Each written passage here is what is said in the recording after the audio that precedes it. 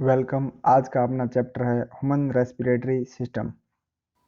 कुछ भी काम करने के लिए हमें एनर्जी की ज़रूरत पड़ती है। यह एनर्जी शरीर की कोशिकाओं द्वारा ऑर्गेनिक मॉलिक्यूल को ब्रेक डाउन करने से मिलती है, जैसे कि शुगर, फैट और प्रोटीन।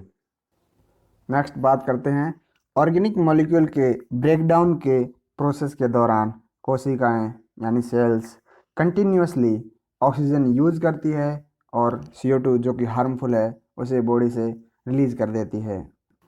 हमें अपनी सेल्स को फ्रेश ऑक्सीजन पहुंचाने और हार्मफुल CO2 बाहर निकालने के लिए रेस्पिरेटरी सिस्टम की ज़रूरत पड़ी।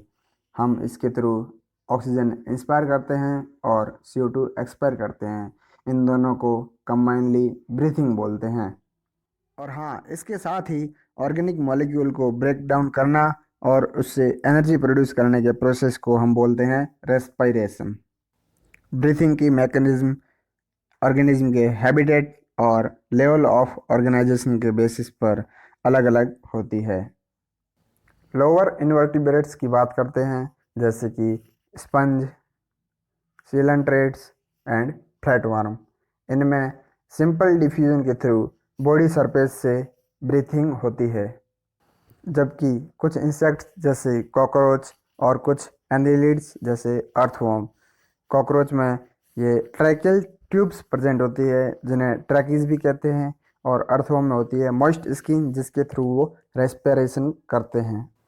मोस्ट ऑफ मोलस्क की बात करें तो इनमें स्पेशलाइज्ड वस्कुलराइज्ड स्ट्रक्चर प्रेजेंट होती है जिन्हें बोलते हैं टिनिडियम। यह टिनिडियम गैसियस एक्सचेंज में हेल्प करता है। किंगडम आर्थ्रोपोडा के कुछ मेंबर जैसे स्पाइडर, बिच्छू, इनमें बुक जैसी एक थिन मेम्ब्रेनस स्ट्रक्चर प्रेजेंट होती है जिन्हें बोलते हैं बुक लंग्स।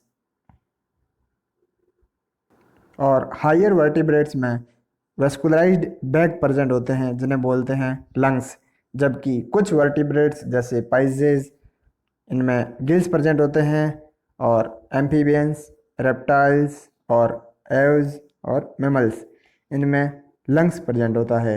इसकी ट्रिक है आराम। लंग्स के अलावा फ्रॉग्स स्किन से भी रेस्पिरेशन कर सकते हैं, क्यूटेनियस रेस्पिरेशन।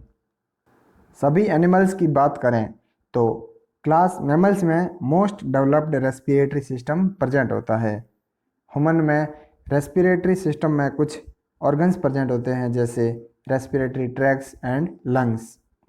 सबसे पहले हम बात कर लेते हैं रेस्पिरेटरी ट्रैक के बारे में।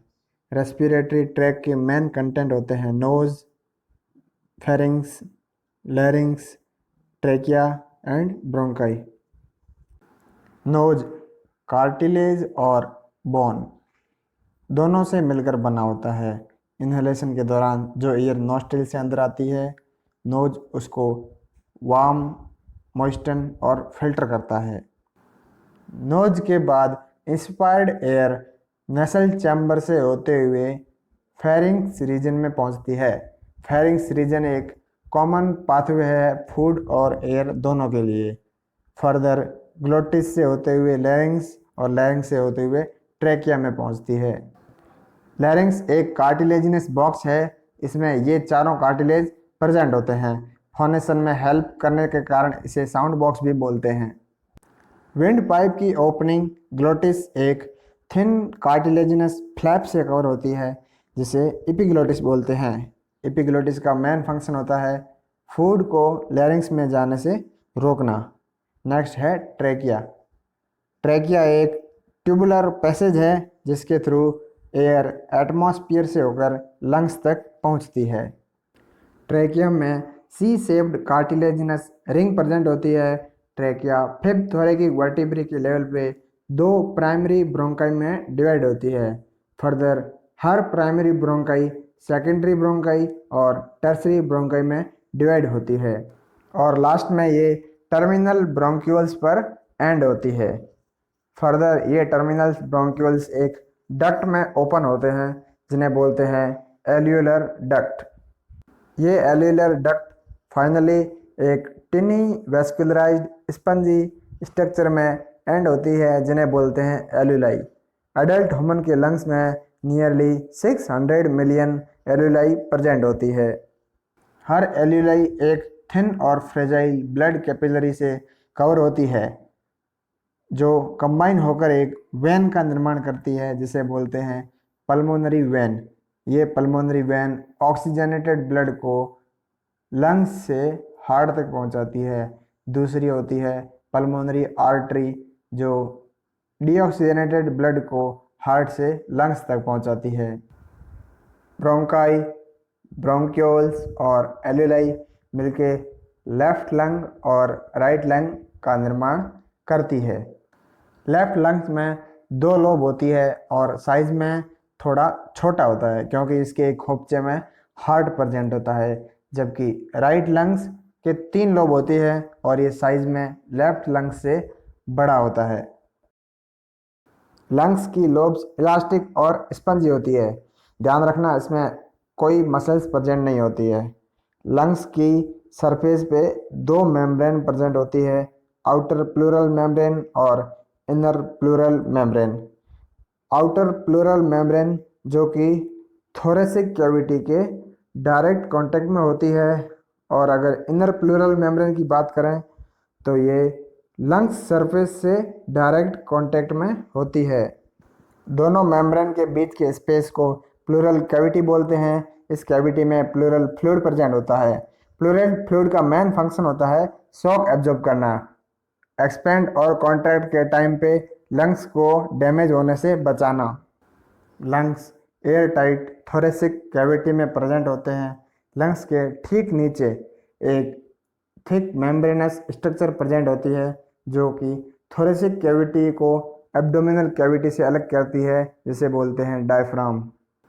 थोरेसिक चैम्बर बैक साइड में यानी डोर्सल साइड में वर्टिबल कॉलम से पैक होता है और आगे की तरफ यानी वेंट्रल साइड में स्टर्नम से पैक होता है। लेफ्ट और राइट साइड में रिब्स और डाउनवर्ड साइड में एक डोम शेप स्ट्रक्चर से यानी डायफ्राम से पूरी तरह पैक होता है। लंग्स थोरेसिक कैविटी में इस प्रकार रखे होते हैं जैसे थोरेसिक कैविटी के वॉल्यूम में चेंज आते ही पल्मोनरी कैविटी यानी लंग्स कैविटी में भी चेंज आता है। फंक्शन के बेसिस पर रेस्पिरेटरी सिस्टम को 2 पार्ट में डिवाइड किया गया है। फर्स्ट कंडक्टिंग पार्ट और second respiratory part. External nostril से लेकर टर्मिनल ब्रोंकियल्स तक के पार्ट को बोलते हैं कंडक्टिंग पार्ट। इस पार्ट का मेन फंक्शन होता है एयर को एटमॉस्फेयर से लंग्स तक पहुंचाना, एयर को क्लैरिफाई करना और एयर में ह्यूमिडिटी यानी मॉइस्चर ऐड करना। Next very very important part आता है रेस्पिरेटरी पार्ट। इसमें 2 चीज़ प्रेजेंट होती है, एल्यूलाई और एल्यूलर डक्ट। रेस्पिरेटरी पार्ट के इसी एरिया में गैसों का एक्चुअल डिफ्यूजन होता है, means actual diffusion of gases between blood and alveoli take place at this site. Next topic आता है ट्रांसपोर्ट ऑफ गैसेस। लगभग 97% ऑक्सीजन हीमोग्लोबिन के द्वारा और रेस्ट 3% प्लाज्मा के साथ डिजोल्व स्टेट में ट्रांसपोर्ट होती है। नियरली 70% CO2 बाइकार्बोनेट आयन के फॉर्म में, 20 to 25% CO2 carb amino haemoglobin के फॉर्म में और लेफ्ट 5 to 7% CO2 प्लाज्मा के साथ डिजोल्व स्टेट में ट्रांसपोर्ट होती है। नेक्स्ट है रेस्पिरेटरी वॉल्यूम्स एंड कैपेसिटीज। इस चैप्टर के लास्ट पार्ट की ओर चलते हैं, disorders of respiratory system. First disease है अस्थमा। अस्थमा एक प्रकार की लंग्स की एलर्जी है। ब्रोंकाई और ब्रोंक्यूल्स में इन्फेक्शन की वजह से ये प्रॉब्लम आती है। इसमें ब्रीथिंग में डिफ़िकल्टी हो जाती है और मेनली एक्सपायरेशन के टाइम पर एक विसल की तरह साउंड सुनाई देता है जिसे बोलते हैं व्हीजिंग साउंड। अस्थमा का मेन कॉज है सम एलर्जेंस जैसे कि dust, mites and pollen grains. Asthma के दौरान ल्यूमेन में म्यूकस फिल हो जाती है जिसके कारण ब्रीथिंग में प्रॉब्लम होती है।